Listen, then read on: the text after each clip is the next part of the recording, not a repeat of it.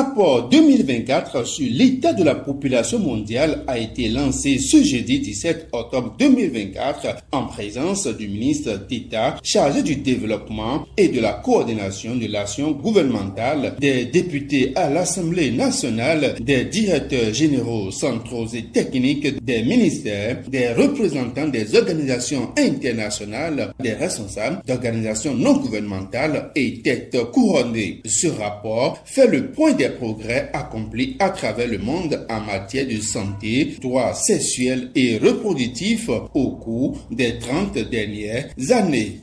Ce rapport a été élaboré dans le contexte de la célébration du 30e anniversaire de la conférence internationale sur la population et le développement, conférence qui s'est tenue en 1994 au Caire.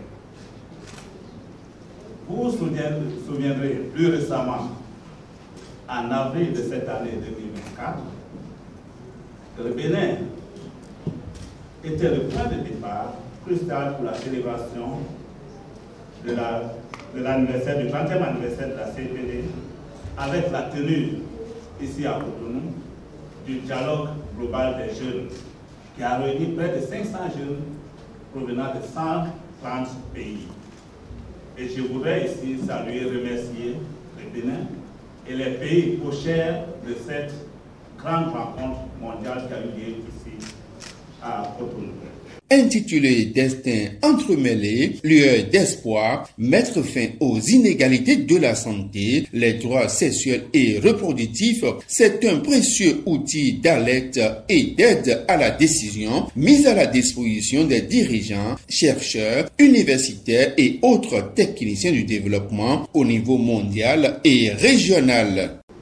Pour notre pays, le Bénin, la réponse à l'appel à l'action est consignée dans le programme d'action du gouvernement et à travers notamment son pilier 3 qui porte sur la poursuite de l'amélioration du bien-être social des populations. L'engagement du Bénin en faveur de l'égalité, de l'inclusion, de l'éradication de la violence basée sur le genre et des pratiques néfastes sont au cœur de la vision du président Macky Sall. L'ambition de notre gouvernement, telle que portée par ce programme d'action, est de bâtir une société plus juste et plus inclusive. Et à ce titre, les programmes de microcrédit, l'assurance maladie universelle, les piliers sociaux, la réforme concernant les espaces de protection sociale et la mise en œuvre du projet SWED sont suffisamment illustrateurs de notre engagement.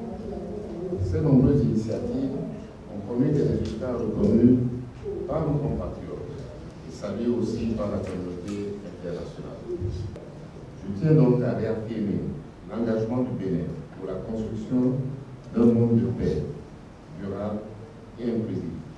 Ce monde très juste et équitable doit tenir compte des besoins des jeunes et des femmes.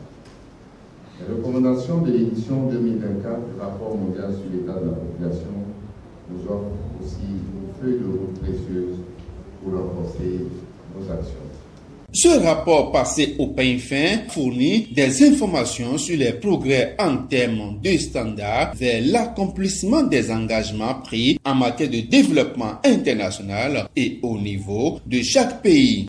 Alors lorsqu'on regarde sur ces 30 dernières années au Bénin, on voit que d'abord, en ce qui concerne le soin de maternité, au niveau mondial, de 2000 à 2020, on remarque un recul de 34% à l'échelle mondiale du taux de mortalité maternelle grâce à l'amélioration de l'accès aux soins obstétricaux de qualité et d'urgence. Le gouvernement du Bénin, très engagé à relever les défis qui subsistent encore, doit maintenir le cap en inscrivant ce précieux document sur la liste des publications prioritaires à vulgariser chaque année.